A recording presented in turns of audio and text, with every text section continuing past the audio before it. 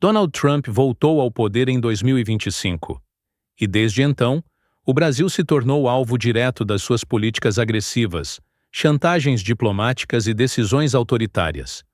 Hoje, vamos expor as 10 coisas que mais afetam o Brasil, depois da posse de Donald Trump.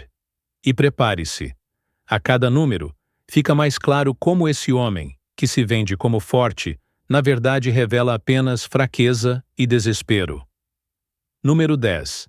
Tarifas de 50% contra o Brasil. Trump começou seu governo mirando no Brasil. Primeiro, foram 10%, depois 50% de tarifas em todos os nossos produtos exportados. Café, aço, soja, carne. Nada escapou. Isso não é negociação, é agressão. Trump quis punir o Brasil por causa do julgamento de Bolsonaro, usando a economia como arma. Um ataque direto à nossa soberania. O que isso mostra é que Trump não age por estratégia global, mas por vingança pessoal. Ele quis mandar um recado. Quem desafia seus aliados, paga caro. Mas no fim das contas, o maior prejudicado não é o governo, e sim os produtores brasileiros que lutam todos os dias para sobreviver. É a política externa mais mesquinha já vista. O Brasil, que deveria ser tratado como parceiro estratégico, foi reduzido a bode expiatório de uma briga política interna americana. E no meio dessa guerra, nossa economia foi usada como alvo para alimentar o ego de um presidente que confunde diplomacia com vendetta. O impacto nas relações comerciais foi imediato. Empresas de logística, exportadores e produtores rurais relataram quedas bruscas de pedidos, contratos suspensos e incertezas sobre o futuro. Pequenos agricultores, especialmente no setor de café e carne, foram os que mais sentiram a pancada. Em vez de cooperação, o Brasil recebeu hostilidade. Número 9. O prejuízo econômico e a desvalorização do real. O efeito foi imediato. O real despencou, os preços dispararam e agricultores brasileiros entraram em desespero. O café brasileiro, orgulho nacional, virou alvo especulativo. Famílias inteiras que vivem da exportação foram jogadas no abismo por um capricho de Trump. Ele se vende como defensor do mercado, mas age como um ditador que usa tarifas para intimidar. Os números não mentem.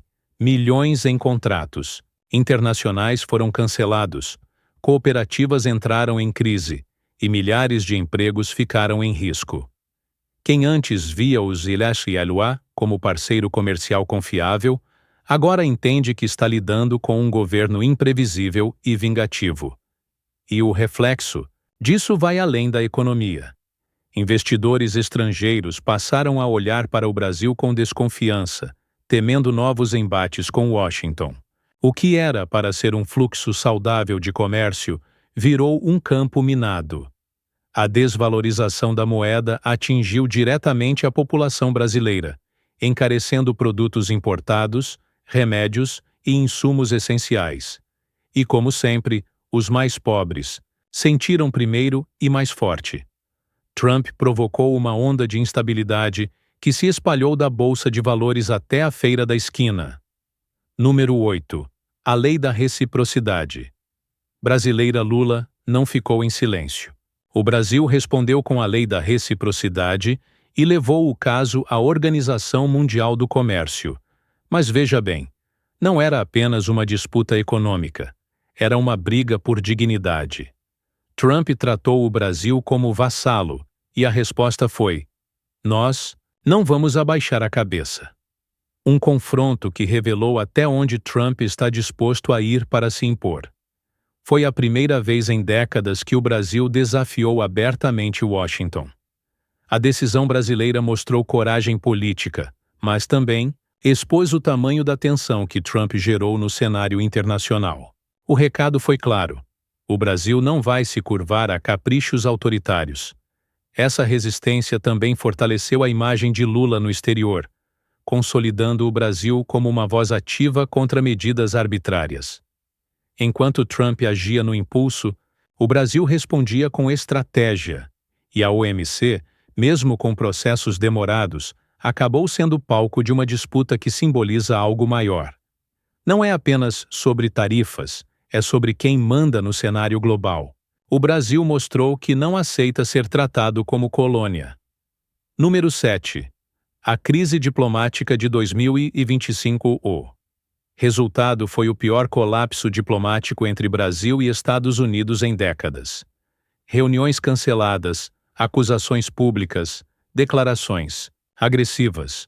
O relacionamento azedou de vez. Trump conseguiu algo raro: transformar dois países historicamente parceiros em adversários desconfiados. E tudo isso para quê? Para proteger interesses políticos internos e alimentar sua base radical. A diplomacia, que deveria ser um campo de construção de pontes, virou palco de ameaças e provocações. O Itamaraty precisou correr para reatar laços com outros países, enquanto os EUA perdiam credibilidade como aliados. Foi um espetáculo de fraqueza travestida de poder. No fim, Trump conseguiu algo que nenhum outro presidente americano ousou. Colocou em xeque uma aliança construída ao longo de séculos. Essa crise não foi apenas simbólica. Ela afetou cooperação em ciência, tecnologia e segurança, áreas onde Brasil e EUA costumavam caminhar juntos. Trump isolou os Venezuela e, junto, tentou isolar o Brasil. Número 6. O congelamento da ajuda humanitária. Trump decidiu cortar fundos destinados à Operação Acolhida, que recebe milhares de imigrantes venezuelanos no Brasil. Quem paga a conta? O povo brasileiro. Hospitais, escolas e comunidades locais ficaram sobrecarregados sem o apoio internacional que era garantido. Mais uma vez, Trump demonstrou fraqueza. Em vez de cooperar, preferiu punir inocentes, enquanto falava em defender a liberdade. Trump virava as costas para uma crise humanitária real. Famílias inteiras, fugindo da fome e da ditadura, encontraram um Brasil com menos recursos para acolhê-las. O corte de verbas não atingiu governos, mas sim pessoas vulneráveis. E o pior é que isso não passou despercebido. Organizações internacionais denunciaram o descaso dos Urbanim, e o Brasil precisou buscar aliados alternativos para não abandonar essas famílias à própria sorte. Essa decisão minou a credibilidade americana em direitos humanos, transformando discursos de liberdade em hipocrisia. Número 5. Sanções contra autoridades brasileiras. Não satisfeito em atacar a economia, Trump mirou diretamente no coração da política brasileira. Sanções contra autoridades, cancelamento de vistos e restrições diplomáticas. Entre os alvos, até ministros do Supremo. Isso não é política internacional, é intimidação.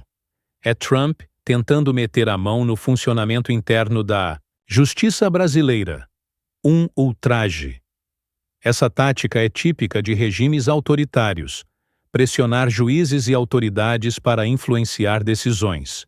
Ao mirar no judiciário brasileiro, Trump mostrou que não entende limites diplomáticos. Para ele, tudo é permitido quando se trata de proteger seus aliados políticos.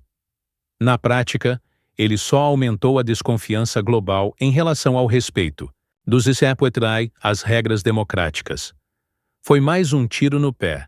Em vez de enfraquecer nossas instituições, deu mais visibilidade à independência do sistema judiciário brasileiro.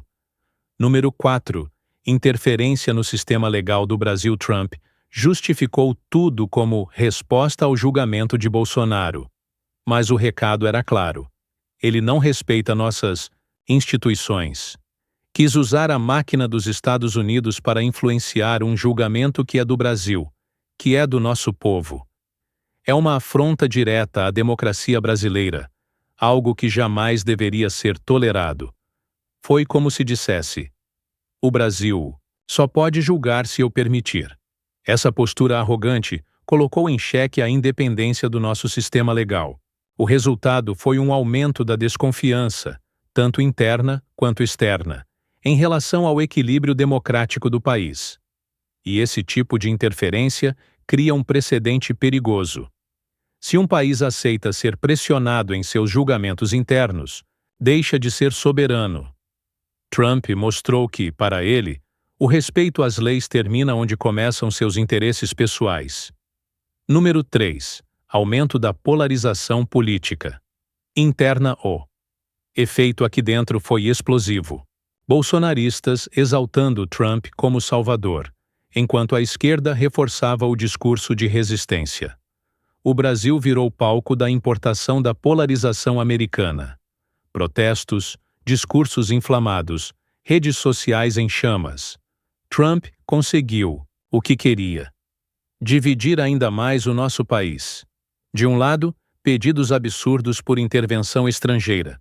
Do outro, manifestações contra o imperialismo. O que Trump fez foi jogar gasolina no fogo de uma divisão que já existia, aprofundando feridas sociais que levarão anos para cicatrizar. É como se o Brasil tivesse se tornado extensão da guerra cultural americana, sem nunca ter pedido por isso. E esse tipo de divisão não fortalece ninguém. Só enfraquece a democracia, abrindo espaço para mais instabilidade. Número 2. O golpe nas ações climáticas com Trump fora do Acordo de Paris. O Brasil perdeu recursos essenciais para financiar políticas ambientais em um ano crucial. A COP30, sediada justamente em território brasileiro. O mundo olhou para nós e viu um país enfraquecido, sem apoio, sem credibilidade. Mais uma vez, Trump usou seu negacionismo climático para travar avanços globais, e o Brasil foi um dos mais prejudicados.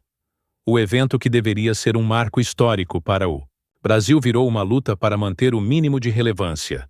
Com menos verbas, menos apoio e menos confiança internacional, o país ficou vulnerável às críticas de que não teria condições de liderar o debate climático. E a mensagem foi clara.